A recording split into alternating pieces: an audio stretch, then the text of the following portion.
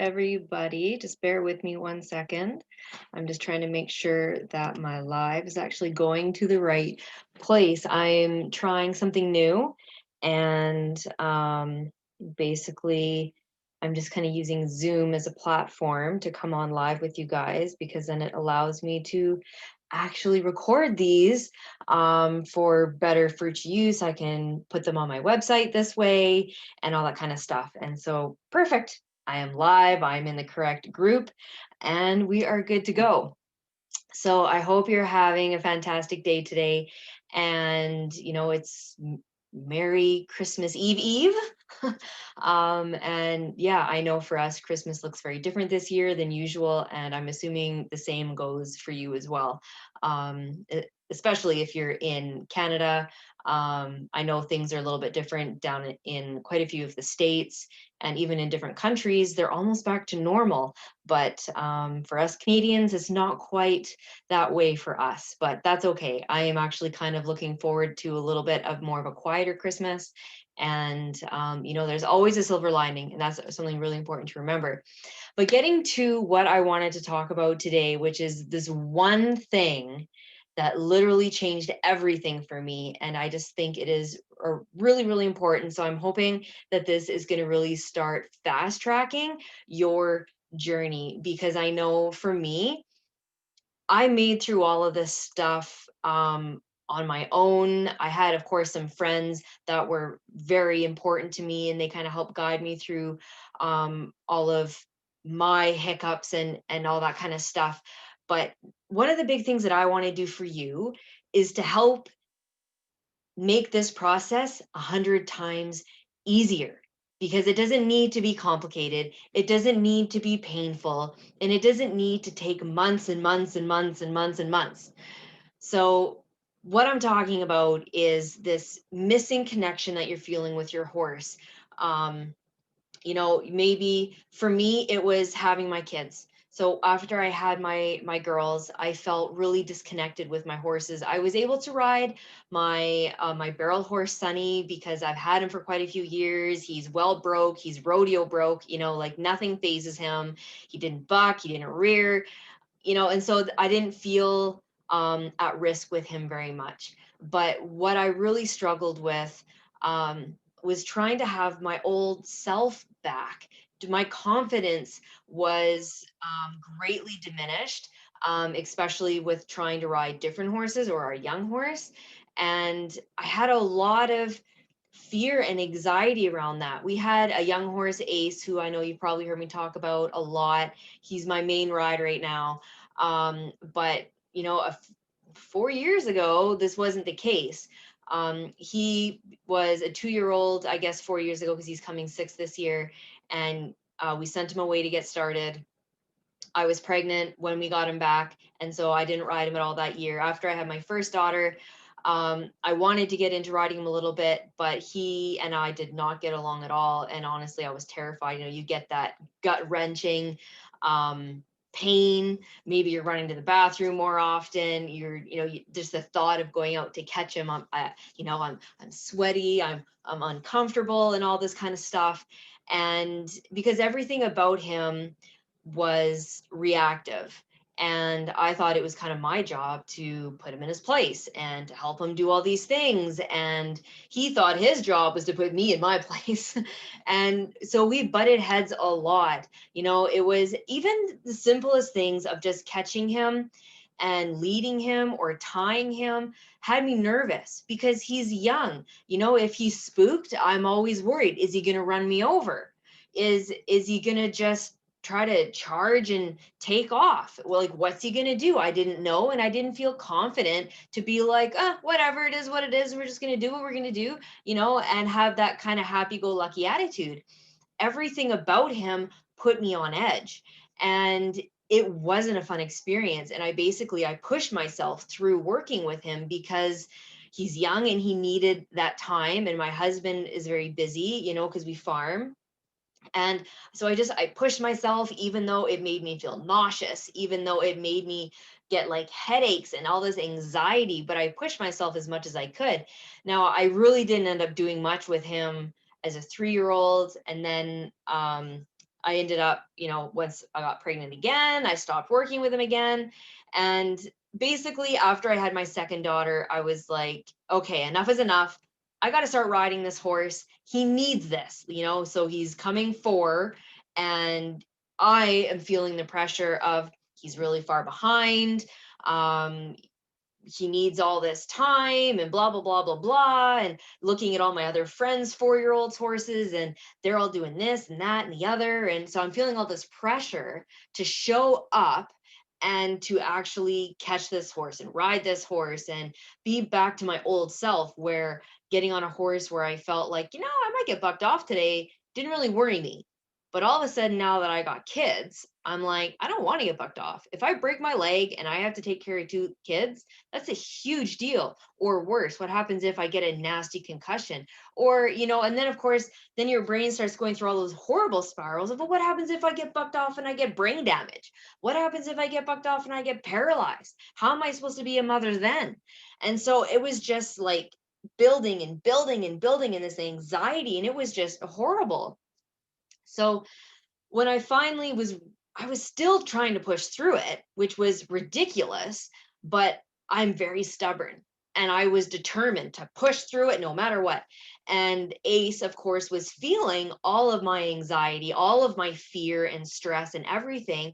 And so he, in turn, was very sensitive, very reactive. He was explosive at times. I'm feeling like I need to be teaching him who's boss.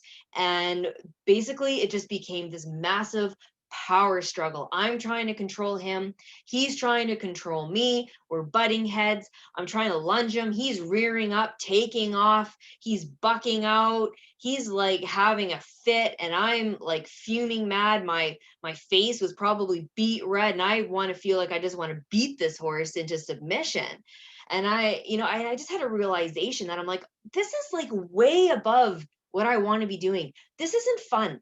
I hate this. I'm not enjoying this at all. Talk to the hubby, and I'm like, let's send him somewhere. I can't deal with this. I don't have the time to do it. And of course, fitting this in during a nap time when both my kids were napping was also crazy, because then you're having the stress of, oh, well, when are my kids going to wake up? When are my kids going to start crying? Am I even going to get anything done today? And then during the actual training, my brain is still always looking at my Wi-Fi monitor. Oh, they're still asleep. Oh, okay.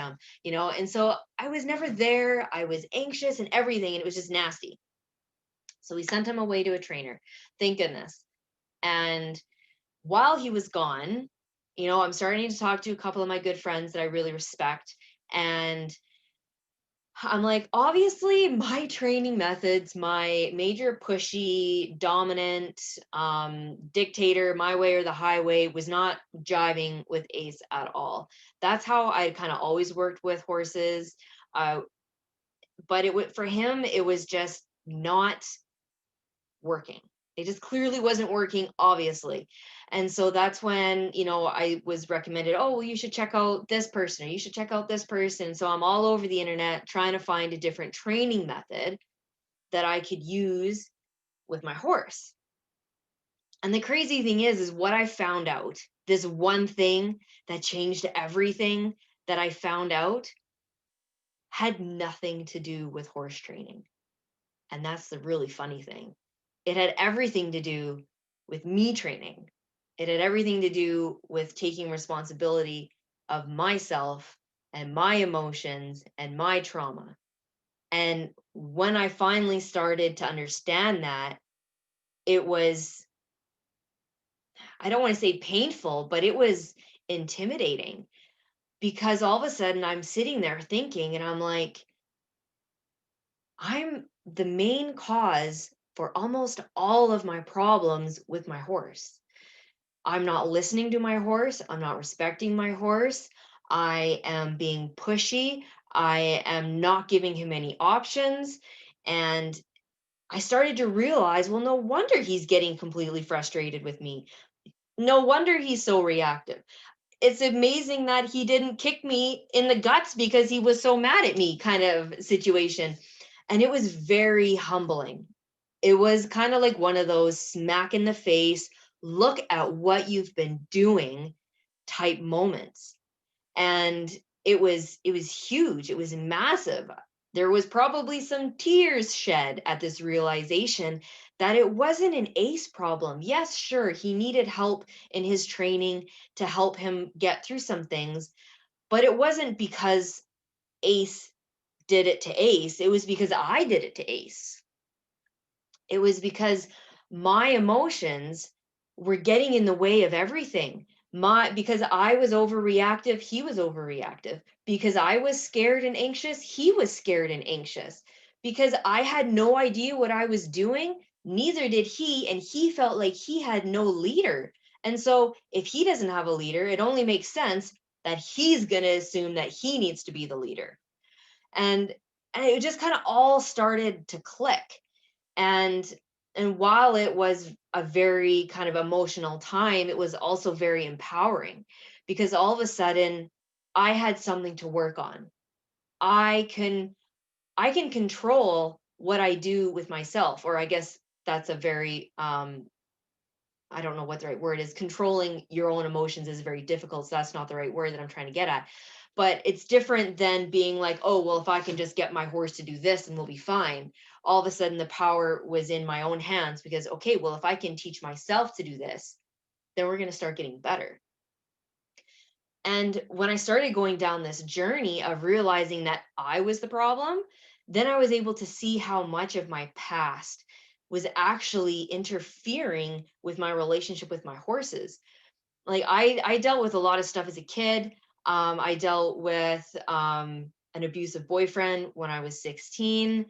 There's a whole bunch of different crappy stuff, if you want to call it that, that I went through. And I always kind of thought before this that, I dealt with it. I've seen counselors and all this kind of stuff, and I thought it was really behind me. But it didn't start sinking in that all this stuff was still contaminating the way that I thought. um my temper, and the way that I was so overreactive and influenced by everything, was because I still felt powerless, because I never took back my power after all that trauma. My power was taken away from me during those moments in my life, and I still felt powerless. And so it took a lot of healing for myself to really get through those experiences and actually let go of all that negative energy, because that negative energy was still inside of me, and Ace could still feel that. And every horse that I've had before this, I'm assuming, just kind of sucked it up and dealt with it. I also haven't had a green broke horse in forever. And he was the one that showed me, just like, you got a lot of crap going on inside, and you need to deal with it, because until you deal with it, you aren't here for me. You're here for you. And it was a huge it was just a huge moment, realizing how much of my past and all the negative energies that I had inside of me from past trauma, from all the changes of my life, becoming a mom, feeling like I almost lost myself a little bit, not really knowing how to deal with this loss of confidence. And where's all this anxiety coming from? So there was so much stuff going on in my head, in all these emotions, and feeling lost. And yet I still, for some reason, thought that I should feel confident around my horse, and my horse should feel confident around me. How? That's not possible, because basically I was carrying around this massive pack of rocks and expecting myself to be, light as a feather, and expecting my horse to not care that I was carrying this big massive pack of rocks on my back. And so once I realized that, okay, I just need to work on myself here for a little bit and really start releasing all these negative energies, then I will be at a place that my horse can actually meet me at, and we can actually start working together. And it was such a huge difference. So he was gone at the trainer for 2 months. And so that is a lot of amazing time that I was able to use to watch videos, to learn about myself, to find new ways of healing, releasing all these negative energies, actually moving on from my trauma and all this kind of stuff. And that was the one thing that's changed absolutely everything. Have I learned other things along the way that have helped? 110%, yes. But it wasn't until I was able to realize that it was a me problem between me and my horse, and it wasn't a horse problem, that things really started to change. And that was just the moment for me. And so, a few of the things that helped me really get through this was conscious language, which is something that I know I've talked about in this group before. And so that's basically manifesting, really being aware of my inner dialogue, my inner thoughts, my emotions, and actually paying attention to what I say, what I think, and using them to my advantage instead of letting them sabotage me and make me depressed, make me feel worthless, not good enough. I can't train my horse. Who am I to think I can get through all of this stuff on my own? All of that self doubt, self hate, the list goes on and on. And so when I was able to finally start using manifesting to really start changing how I thought about myself and how I thought about ACE, it really, really helped. And then I've learned a couple other new things, like aroma freedom technique, which has been absolutely fundamental for my healing from my trauma. And it was so gentle and I don't want to say easy, but it was almost effortless because the method works, and it really helped me. And so there's quite a few different ways you can go about it. Everybody has their own journey to healing themselves, healing their emotions. And so I really encourage you to take time and figure out what's going to work for you. If you're curious to know more about the things that worked for me, if you go to the unit section in this group, you're going to find a unit called conscious language, and you're going to find another one that's called change your words to change your world. And now they are similar, but it's going to be something that's going to help you get started, because what better time to really focus on yourself, to get yourself in check, to get your emotions in check, to get your trauma actually released than in the wintertime. When it's freezing cold, you don't necessarily want to go riding when it's minus 20, minus 30. Maybe you don't have access to an indoor arena. And it is just, to me, it's the most perfect time to work on yourself and work on those connections and between you and your horse. And honestly, you are the first step. Maybe you've heard it before when, people always say, you send your horse to a trainer and you get it back, and it doesn't matter how amazing that horse is with the trainer, that horse is always going to adjust to your level, your ability, because you're the limiting factor between you and your horse. It's just like your horse that you feel like isn't trained, can't do this, can't do that, but a very talented rider can jump on that horse, and all of a sudden that horse looks like it's been professionally trained for the past 6 months. It really matters how you think, your emotions, and all of that, because you're the limiting factor for you and your horse. And it can be really tough to hear. And maybe you're hearing this and you're kind of feeling like I'm slapping you in the face a little bit. And I don't want it to feel like that. But I know some people do need to have a wake up call and realize it's not the horse's fault. Horses don't want to argue with us. Horses don't want to be bad. Horses don't have it out for us. Horses don't want to be like, oh, well, because we did that yesterday, no, I'm going to be a turd today. Horses don't think like that. Horses don't manipulate us. That's not what a horse is. When we think that way, we're putting our own human emotions into a horse, and horses just don't function that way. And when we start to realize that it's us, and that if we can start healing and controlling ourselves, then everything will just start to blossom and change. So that's just what I wanted to share with you today. I hope you're going to find it beneficial. And again, if you're wanting to keep going with this, I encourage you to check out the unit sections for those 2 units. So one was called conscious language. The other one was called change your world, your words to change your world. And I do also have a guide if you're wanting to get even more out of it. It's under $10, seriously. And I've been getting a lot of excellent feedback on it. You can read it, you can print it, it's a PDF. It's just something that's super easy to get you started down this journey of changing yourself and healing and just empowering your own mind and body. So, anyway, I hope you have a fantastic day and we will catch you on the next one. Take care.